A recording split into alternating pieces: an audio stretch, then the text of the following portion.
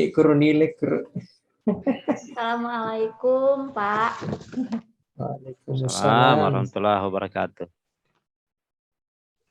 Ibu Risa. Iya, Bapak. Ya. Gimana kabar Ibu?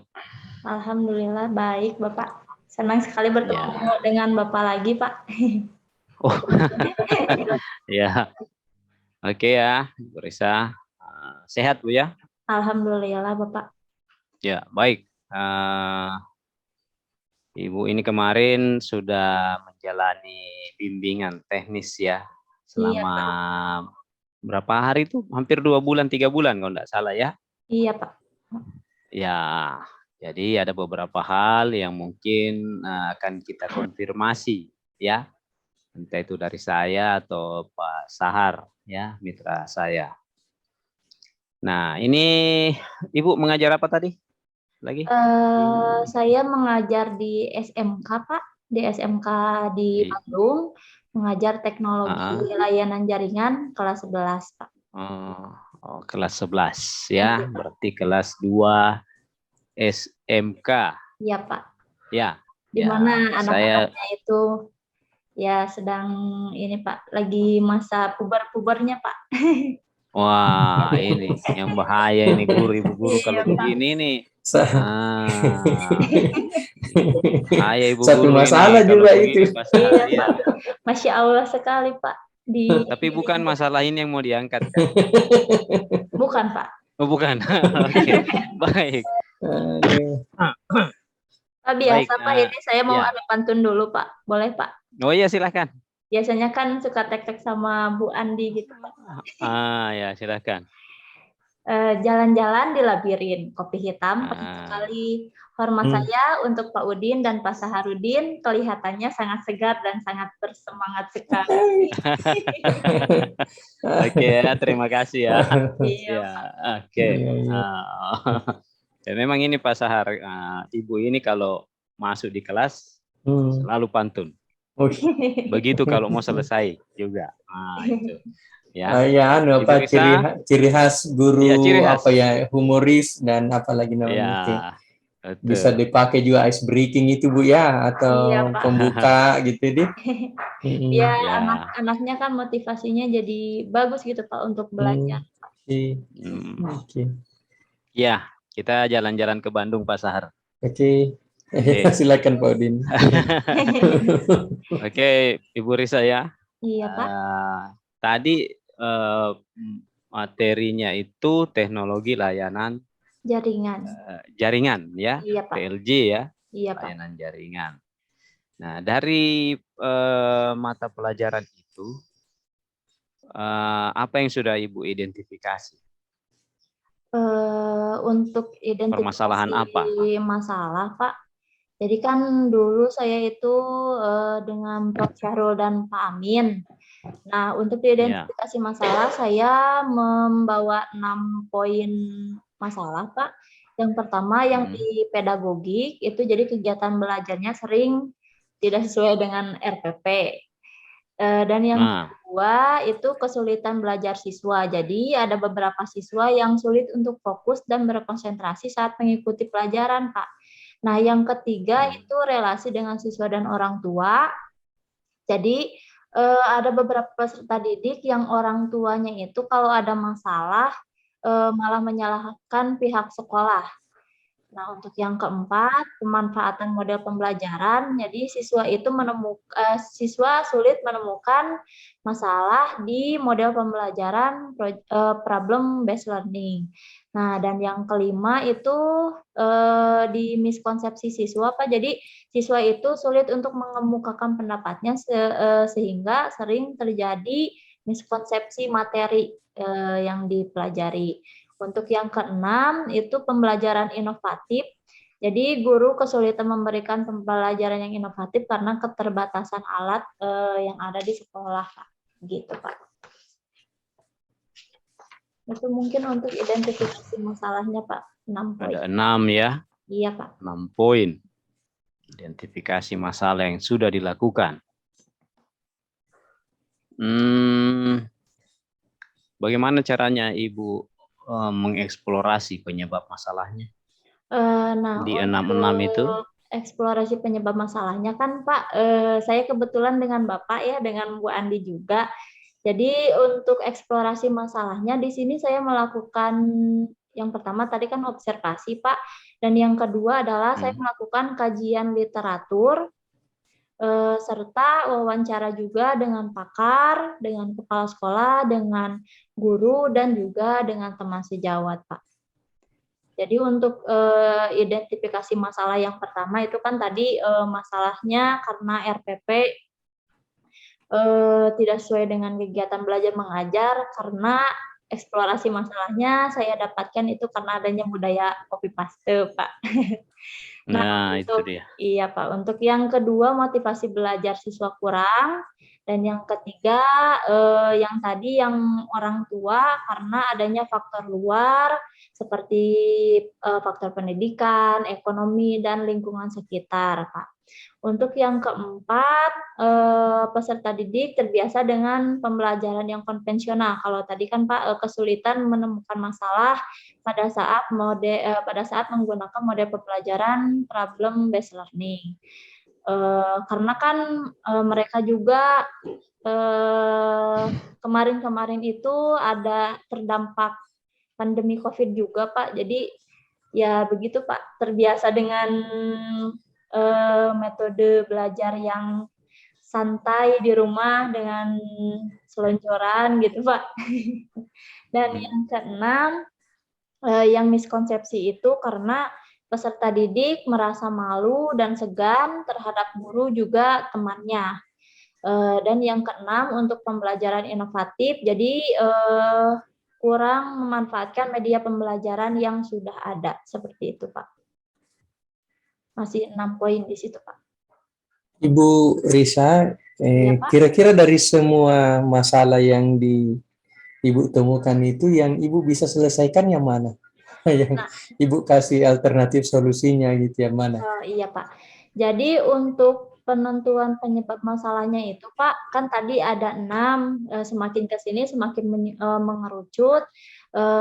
Penentuan masalah serta masalah yang terpilihnya itu saya memilih 4 poin Pak.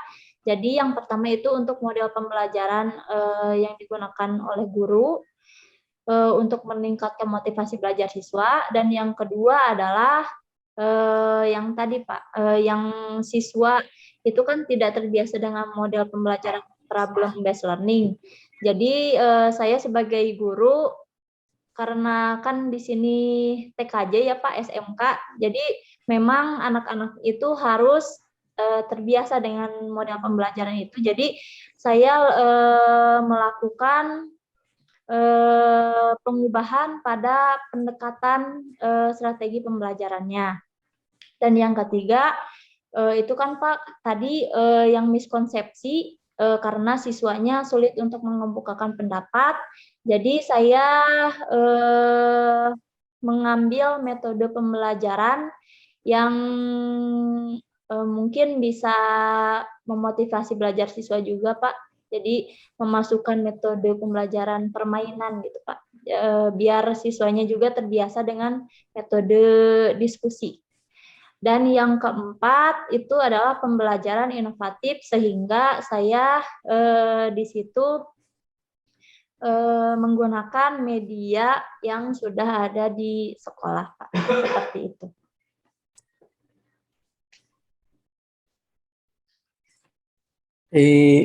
Itu sebenarnya model-model pembelajaran Ibu ya, itu konsumsi kita sebenarnya sebagai guru.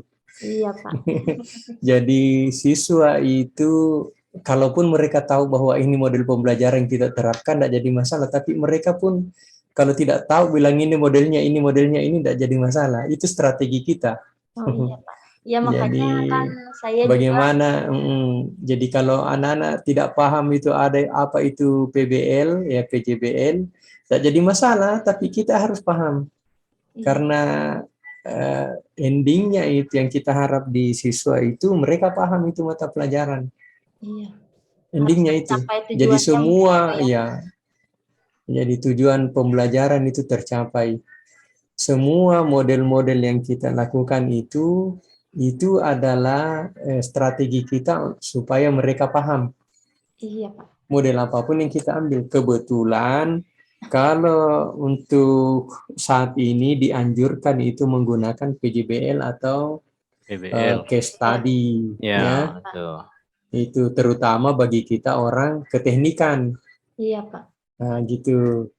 Ya, kebetulan di rencana aksinya juga saya, Pak, jadi memakai PBL dan juga ada yang PJBL-nya, Pak. Kan itu yang media, Pak, media pembelajaran.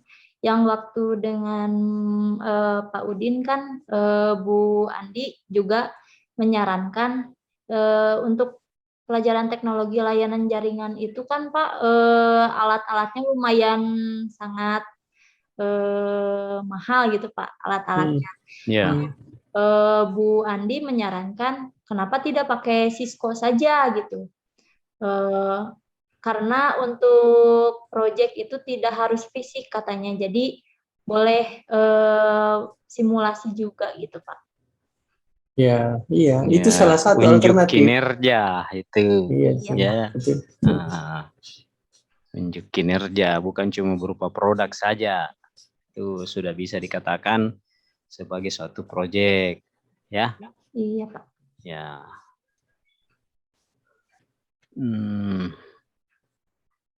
Jadi Ibu pakai apa? Jadi apa? Masalahnya tadi kan gitu ya. Jadi peralatannya apa lagi namanya? Peralatannya sulit lah gitu ya. Terutama Iya, di sekolah-sekolah kita mahal iya. dan itu cenderung tidak ada. Apa yang Ibu lakukan? Jadi untuk menentukan solusinya mungkin apa ya? Iya. Iya, Ya. untuk menentukan solusinya yang pertama saya pada pedagogik itu kan Pak, jadi menggunakan model pembelajaran yang sesuai dengan karakteristik siswa.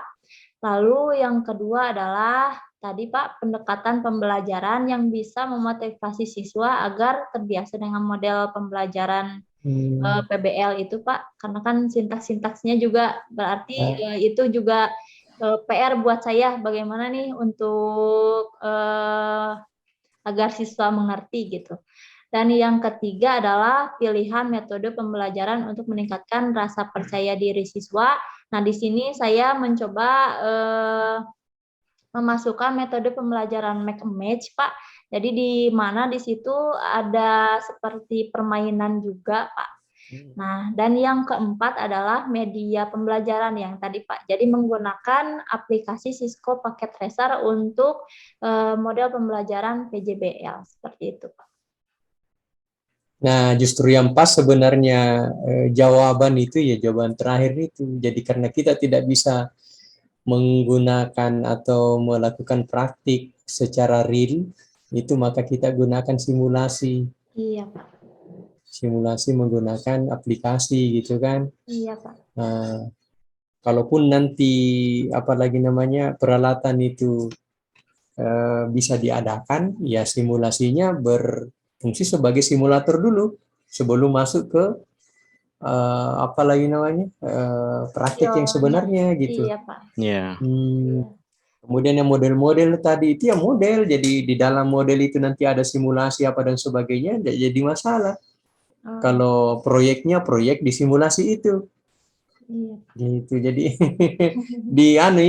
apalagi dipahami dulu. Jadi kalau umpamanya problemnya seperti ini, problemnya praktek umpamanya, ya solusinya adalah praktik juga, tapi praktik dalam simulasi gitu. Iya, Pak. Gitu. Oke. Jadi itu rencana aksinya sudah ada, ya. Iya.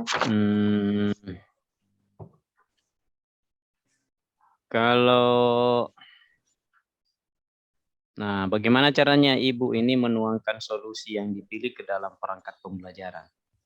Nah, untuk perangkat pembelajaran, Pak, jadi kan sesuai dengan yang ada di LMS juga, Pak.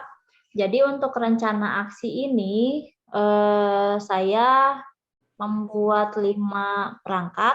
Yang pertama itu adalah RPP, yang kedua itu bahan ajar, yang ketiga media pembelajaran, Yang keempat adalah LKPD, dan yang kelima yang terakhir itu adalah instrumen penilaian. Jadi RPP itu kan Pak mencakup tentang KIKD gitu Pak, materi yang akan disampaikan, lalu strategi pembelajarannya, termasuk dari model, metode, dan juga pendekatan, kegiatan pembuka, inti, penutup, kan di situ ada sintaks-sintaksnya juga Pak. Jadi guru harus apa dulu, siswa harus bagaimana gitu Pak. Nah, untuk bahan ajar itu di dalamnya adalah materi-materi yang akan disampaikan kepada siswa nantinya. Dan yang ketiga adalah media pembelajaran, itu penjelasan dari media pembelajaran yang akan saya pakai. Jadi yang saya pakai itu media pembelajarannya ada yang tadi Pak, yang menggunakan aplikasi Cisco Packet Tracer untuk simulasinya, dan yang kedua adalah PowerPoint untuk menampilkan materi yang akan disampaikan pada saat pembelajaran. Dan yang keempat itu adalah lembar kerja peserta didik, di mana lembar kerja peserta didik itu ada langkah-langkah bagaimana peserta didik harus bekerja gitu. Dan yang terakhir adalah instrumen penilaian. Instrumen penilaian ini di dalamnya ada kisi-kisi soal, instrumen penilaian untuk sikap, pengetahuan, dan juga keterampilan. Seperti itu, Pak.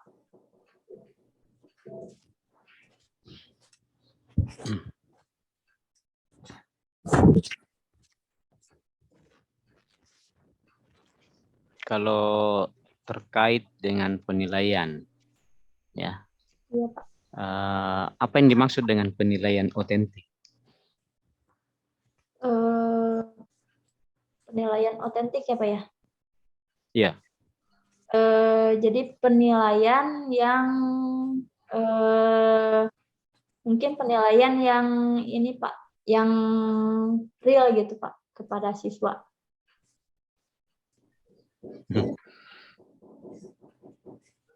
Yang itu yang dimaksud ya?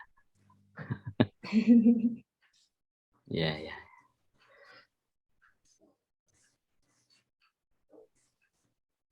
Oke. Tadi ada berapa perangkat yang dibuat, Ibu? Ada 4 rencana aksi, Pak. 4. Iya.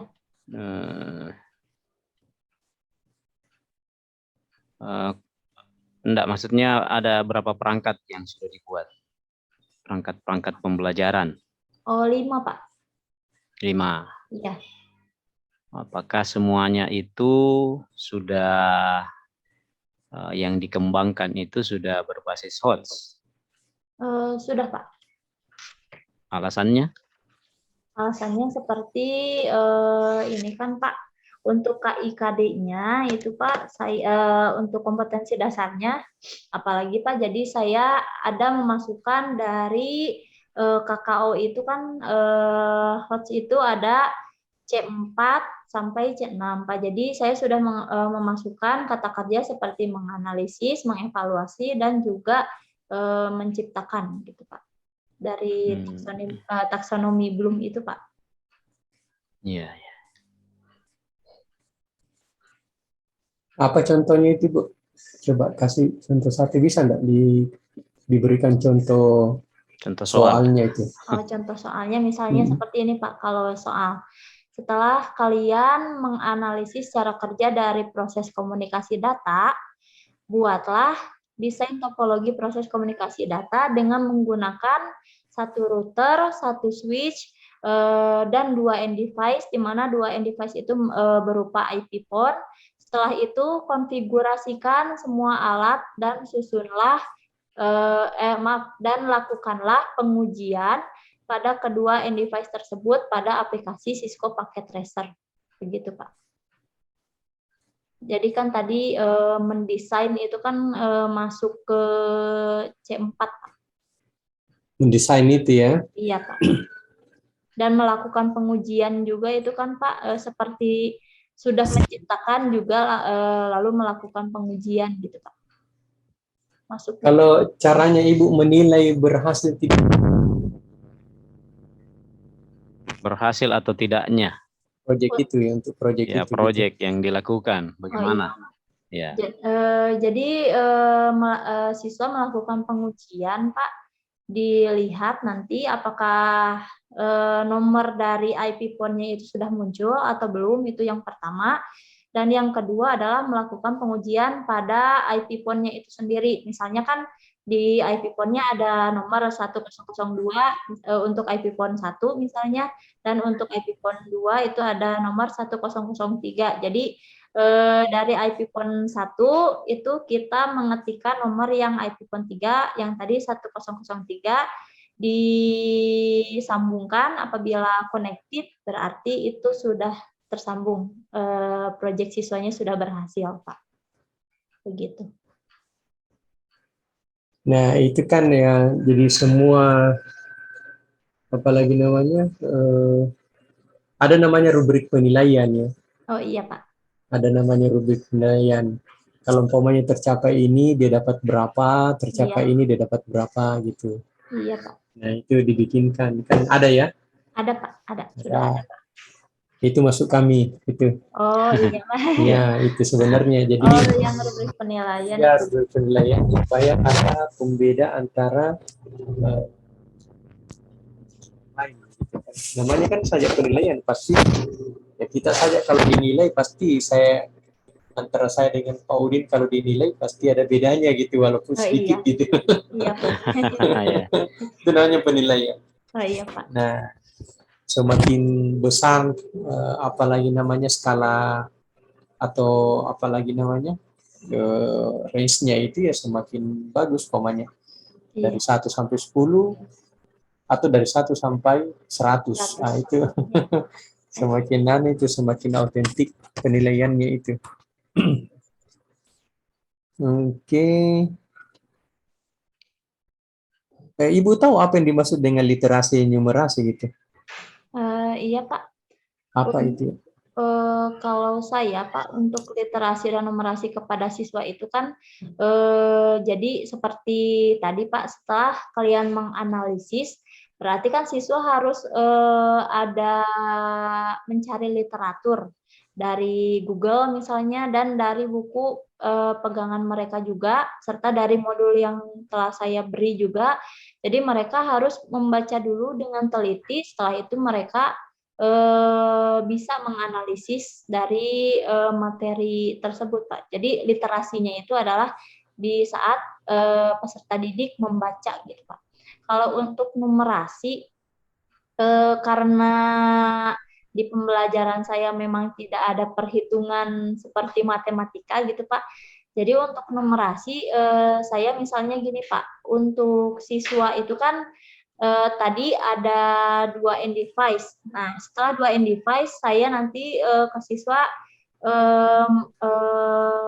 menyuruh untuk misalnya ditambah nih end device-nya menjadi 3 IP phone atau end device-nya dari tadi hanya IP phone saja, sekarang ditambah PC. Nah, untuk numerasinya berarti bagaimana cara siswa mengkonfigurasinya supaya nanti nomor telepon yang ada di IP phone serta di PC-nya itu bisa muncul seperti itu, Pak.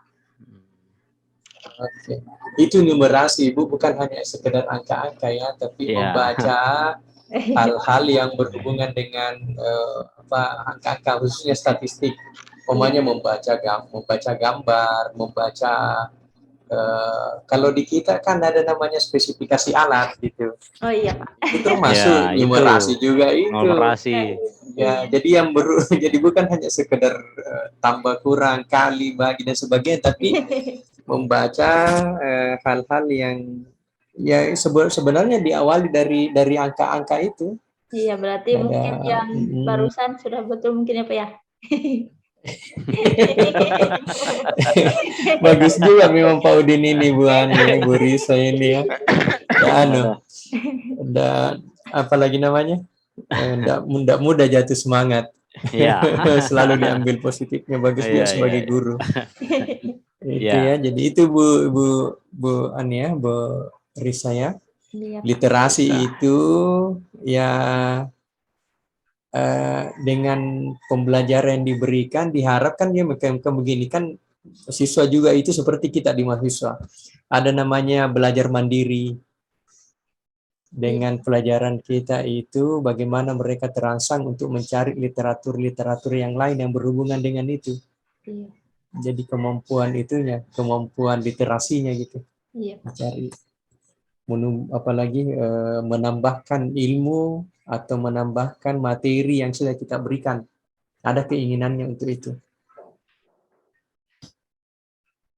Ya. Oke, Ibu Risa. Sudah dijawab tadi numerasi, literasi, HOTS, ya. Iya, Pak. Nah, kalau menurut Ibu itu apa yang dimaksud dengan TIPEK? TIPEK. Jadi TIPEK itu kepanjangannya Teknologi Pedagogical Content and Knowledge, Pak. Jadi TIPEK itu merupakan kegiatan yang dilakukan oleh guru untuk mencapai pembelajaran dengan mengintegrasikan yang ketiga tadi, Pak, teknologi, pengetahuan pedagogik, dan juga pengetahuan konten, Pak. Nah, untuk misalnya, Pak, untuk contohnya mungkin ya, teknologi yang saya gunakan untuk pembelajaran teknologi layanan jaringan di kelas 11 ini,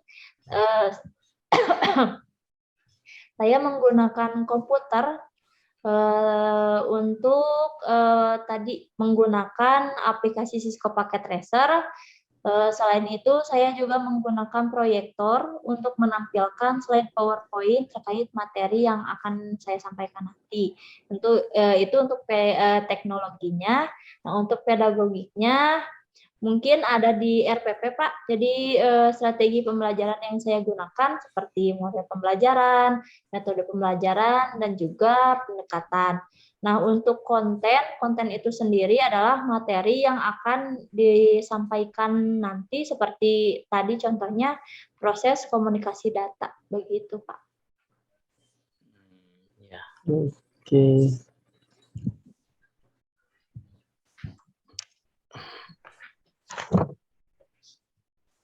Jadi di RPP juga sudah ada ya TIPEK tadi. Berarti Ibu betul ini paham apa yang sudah dikerjakan selama ini, ya. Masih ada Pak Sahar? Kita mau ini? Saya kira cukup, Pak. Iya, saya juga begitu. Rasa cukup, Ibu Risa ya. Iya, Pak. Ya, penjelasannya atau konfirmasi yang diberikan ke kita itu lengkap, ya, sangat lengkap malah. Ini sebenarnya guru yang begini yang dicari Pak Sahar. Dia paham terkait ada pantunnya juga. Iya, dia paham terkait pantun penutupnya juga ini. Ada lagi pantun. Dia paham terkait dengan identifikasi masalah, solusi, penyelesaiannya seperti apa. Betul. Kemudian dia juga paham terkait dengan HOTS, TIPEK dan lain sebagainya. Ini memang yang begini yang diharap oleh pihak PPG. Iya. Jadi jawabannya itu tidak keluar daripada apa yang sudah pernah dilakukan selama kurang lebih 2-3 bulan, ya. Yang hebat Pak Udin anunya ini. Ibu ya. Pak Udin instrukturnya ya. Iya, Pak. Oh, berarti Pak Udin berhasil. Berarti Pak Udin berhasil. Ini sebetulnya Pak Pak Udin dan Pak Andi, Pak Andi, maaf, Pak Adin dan Pak Udin Ibu Andi dan Bu Andi, iya, yang ini. Jadi saya sangat itu Pak, kan seperti yang waktu itu saya ceritakan kepada Pak Udin dulu. Jadi saya itu basicnya memang tidak ada basic sama sekali di dunia pendidikan, Pak. Jadi basic saya itu kan di teknik gitu, Pak. Ya. Gitu. Iya, alhamdulillah. Jadi ini Pak Sahar, dia ini mengajar itu tidak menggunakan panduan. Iya, Pak. Ya, jadi dia berterus terang bahwa sebelumnya dia tidak tahu yang namanya apa itu RPP, tidak tahu apa yang dibilang media. Pokoknya begitu masuk langsung assalamualaikum kita kerjain, sudah selesai. Nah, ternyata setelah dilatih itu Hmm. Oh, baru mereka sadar semua bahwa oh ternyata ada aturan yang harus dilalui. Tidak boleh langsung mengajar begitu saja. Iya, betul Pak. Ya, dulu saya pokoknya prinsipnya kalau yang penting materinya saja yang saya pahami, nanti saya jelaskan ke anak-anak, anak-anaknya juga harus paham gitu Pak, prinsip saya dulu. Tapi kalau sekarang, alhamdulillah dengan adanya PPG ini, saya jadi mengerti bagaimana caranya membuat RPP, walaupun memang sebelumnya kan ada IHT gitu Pak. Saya kalau IHT juga kurang paham gitu Pak. Jadi alhamdulillah dengan adanya PPG ini saya jadi mengerti membuat RPP yang sesungguhnya itu harus seperti apa gitu. Sama saya dulu Pak Udin waktu pertama jadi dosen itu juga setengah mati. Bukan setengah mati, kayak ya hantam kromo saja seperti itu. Lama-lama juga paham bahwa jadi begini Bu Risa ya. Jadi kita ini tenaga pengajar, segala yang kita lakukan itu harus terdokumentasi. Iya Pak. Jadi itu sebagai pertanggungjawaban administratif kita juga sebenarnya yang kita. Jadi ketika kita nanti dinilai, memang kita mengajar sesuai dengan yang diinginkan gitu. Iya. Terdokumentasi. Yang kedua, ya memang mengarahkan kita untuk apa lagi namanya, teratur lah. Yang beginilah yang dimaksud gitu. Gitu Bu Risa ya.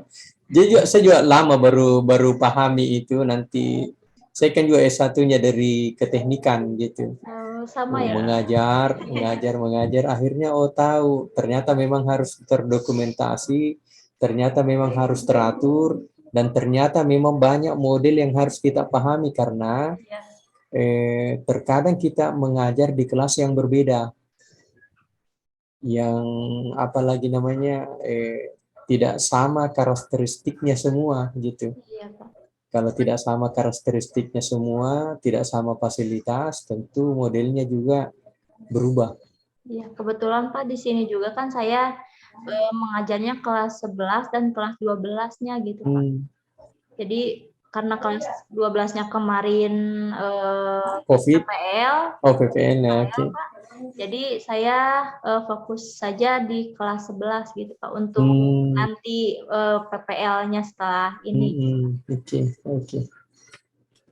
Iya Pak Udin.